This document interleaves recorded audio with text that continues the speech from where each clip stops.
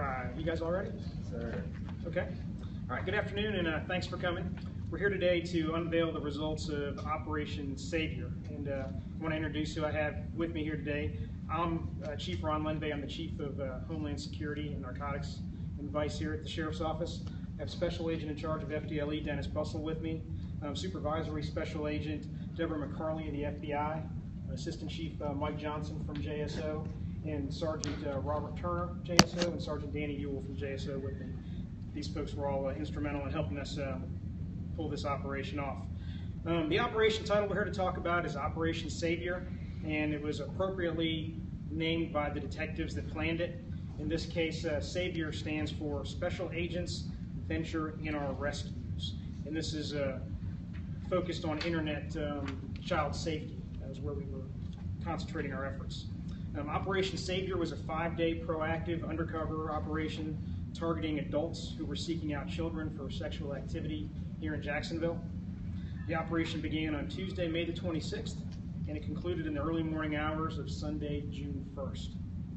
Operation Savior was initiated by Jacksonville Sheriff's Office, but it was also undertaken with the assistance of partnering law enforcement agencies, including many from the North Florida Regional Internet Crimes Against Children's Task Force. In addition to our assigned JSO personnel, we were assisted by personnel from the following agencies, and we are very grateful for their assistance. And those included the Alachua County Sheriff's Office, the Bradford County Sheriff's Office, the Brevard County Sheriff's Office, the Federal Bureau of Investigation, the Florida Department of Law Enforcement, the Gainesville Police Department, the Marion County Sheriff's Office, the Okaloosa County Sheriff's Office, the Pensacola Police Department, the St. Johns County Sheriff's Office, the Tallahassee Police Department, and the Volusia County Sheriff's Office. And for your convenience, those agencies are all listed there on the board right there. The specific details of the investigative techniques used during Operation Savior can't be talked about in a finite level to protect the integrity of future operations, but the objective of this operation was to identify suspects who use electronic devices to solicit sexual activity with minors. Once communication was established with offenders and solicitations were made for sexual activity with minors, meeting locations were established. And then when the suspects arrived at prearranged locations for that solicited sexual encounter with a minor, they were taken into custody by law enforcement officers. Offenders were then interviewed by Special Assault Unit detectives from JSO, evidence was collected, and they were booked into our jail. Although most of these suspects live right here in the Jacksonville area, we did have suspects travel from as far north as Brunswick, Georgia, as far south as Palm Coast, Florida, and as far west as Gainesville, Florida. And all the suspects traveled to predetermined locations with the intent to have a sexual encounter with either a 13 or 14-year-old minor. The suspects' ages ranged from 20 to 63 years old, so we saw quite a range there.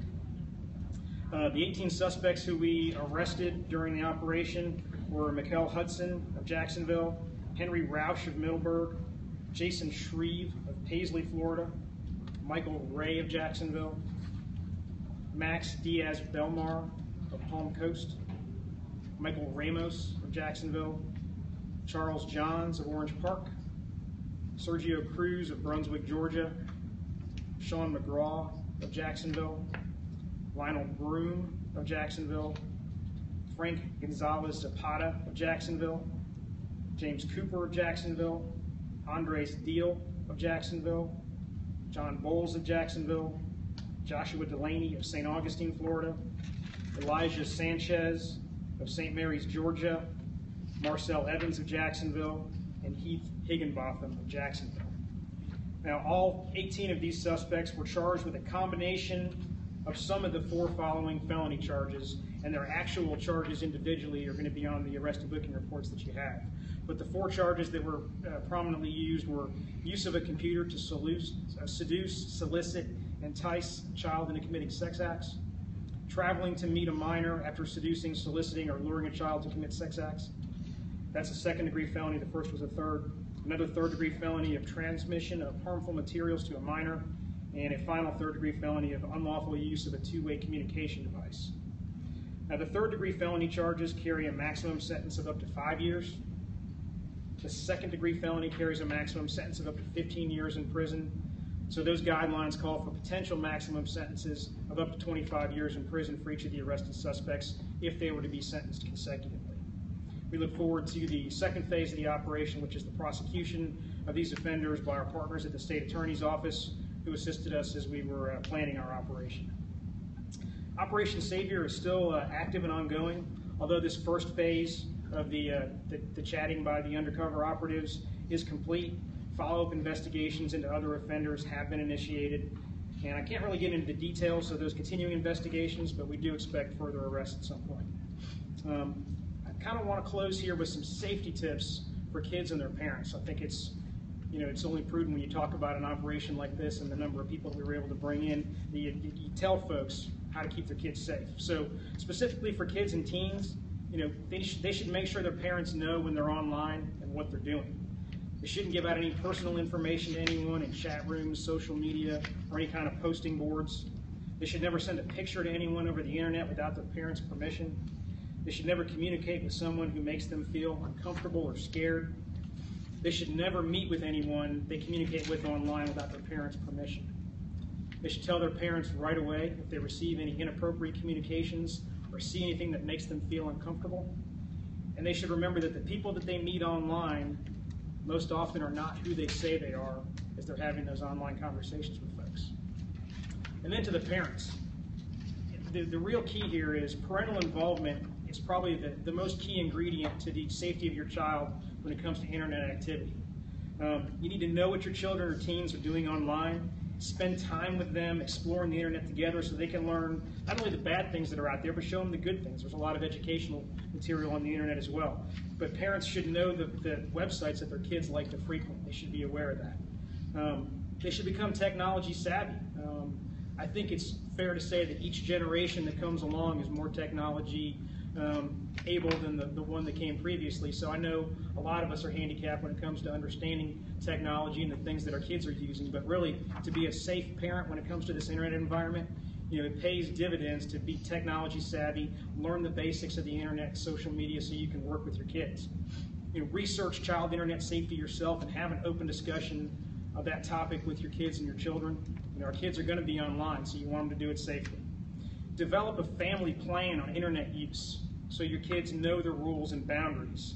Set time limits, enforce those rules, things like talking with strangers, and make sure, if they go outside the rules you've set, that there's consequences for that. Take advantage of the technology such as internet filters and other things that are out there that can block inappropriate websites. Keep computers in common areas of the home so your kids aren't hidden somewhere working on a computer that you may not even know that they're doing.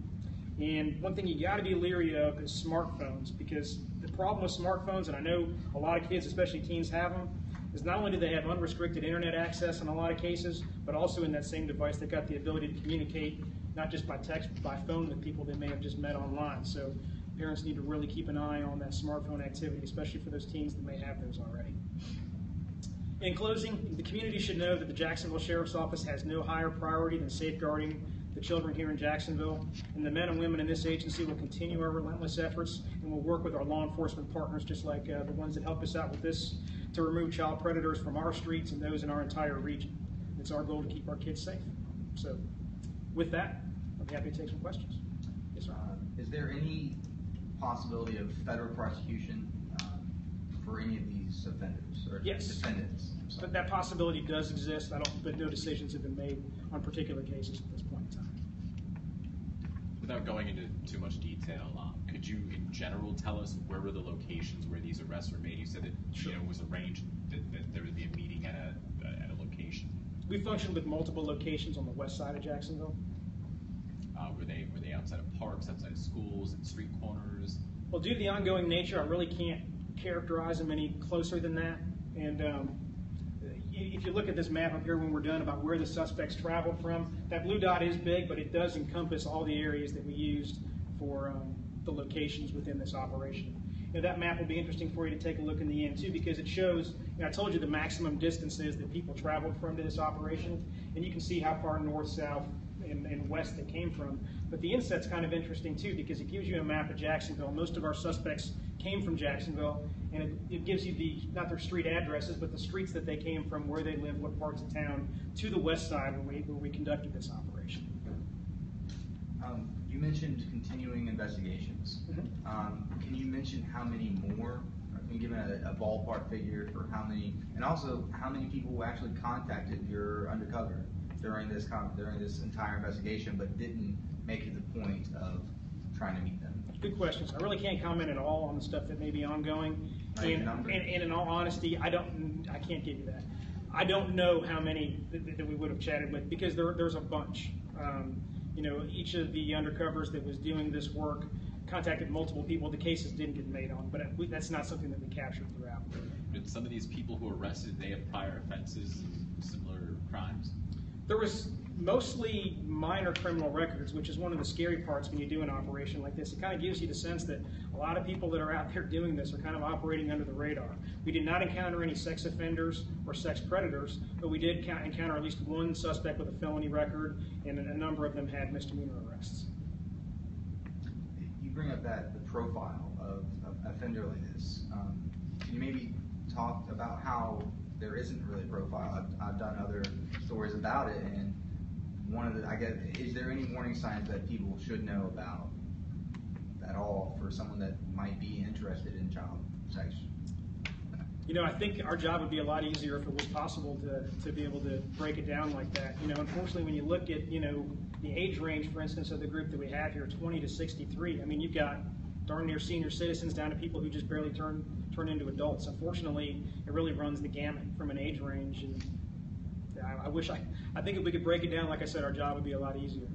I mean, multiple agencies involved here. Talk to us about, you know, why did it take this many partners to be a part of this, and how that helped in the success of this operation? Absolutely. Each agency played different roles. Some agencies provided analysts. There's an analytical piece to this as the investigators are doing their work to try to identify potential offenders. So some provided analysts.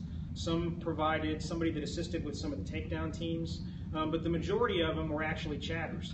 And what's important to realize is this is a function of the North Florida Internet Crimes Against Children's Task Force. So all these counties that provided folks from their smaller units, you know, our unit at JSO is fairly small as well.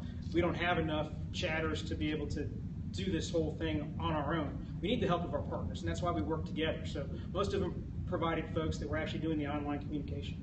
And how important was it that you had these folks to help out?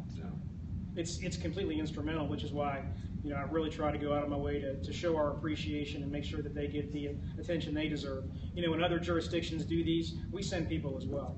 We're committed not just to Jacksonville when it comes to child safety. We're committed to this entire region and the Internet Crimes Against Children Task Force for our region of Florida. How glad are you that you were able to take, you know, all these folks off the streets, that children are now safer?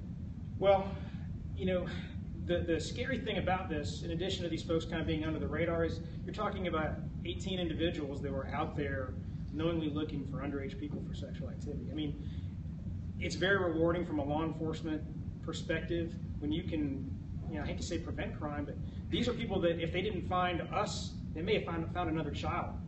And this could have been a whole other set of circumstances where we're doing follow-up on a child that maybe had been abused or had been subject to sexual activity. We were able to catch them before they got to that point, at least last week. Talk to us about the name here. Why is it called Operation Savior? Operation Savior, it was named by the detectives that helped to plan it, and it is special agents venture in our rescues. So it was absolutely, you know, that was the main purpose when we started this operation, and that's what it's all about, and that's the name they came up with. And generally, how does this go down? You know, these guys, they show up and they realize that you're the cops, and instead of, you know, a 14-year-old girl, I mean, do they try to get away? Is it peaceful? I mean, how does that usually play out? You know, it runs the gamut. Some, you know, realize right away they've been caught. You know, many try to flee, but we did not have any that got away from us. How quickly were they taken down? Was it like they knocked? I have seen some videos where it's like almost immediate. Is that kind of how this one went down? They opened the door and they were immediately thrown on a blue mat, hands behind their back? Not exactly, because not all these folks were arrested at a house where you would knock. Some of them were arrested in other public places. So we had multiple locations where these individuals went to meet, and they were different types of locations. They weren't all, you know, a residence where you would knock. Okay. Anything else? The number of arrests in 5 days, is that normal, high? How would you characterize it? Well, we did one of these last year, and we had 12. There was a number of arrests that came after that. So obviously, we picked up more than we did last time. But it's kind of hard to say what's normal because you don't do these in the same place. You don't do them at the exact same time of year. So there's always variable factors. I think one of the things that's true is the folks that are doing this, there is an awareness level on their part that their activity puts them at risk. So I think they try to be more careful, but it's up to us to find ways to work around that from an investigative standpoint. Just one more thing. Did any of them? What did they say when they were arrested? I know that it's more of a characterization. They provide excuses. Just during the interrogation part, did they provide? What did they say? Many of them were just flat out owned up to what they had done. Some were combative. Some asked for attorneys. It's similar to what you would see with any other type of arrests. It really did run the gamut. But I would say, more than half of them were cooperative and completely cooperated with the investigators that were doing the interviews. They kind of knew at that point in time that they were in a tough spot. Sure. Before I conclude, I was going to offer an opportunity up to either Mr. Bustle or either of you have anything to say? Okay. Once again, we appreciate you guys coming. We appreciate our partners, and if there's anything else we can provide related to this investigation, just let us know. Thank you. Thank you. Thanks, Chief. One thing I would names, like how to spell everyone's name. Sure. For those of us, absolutely.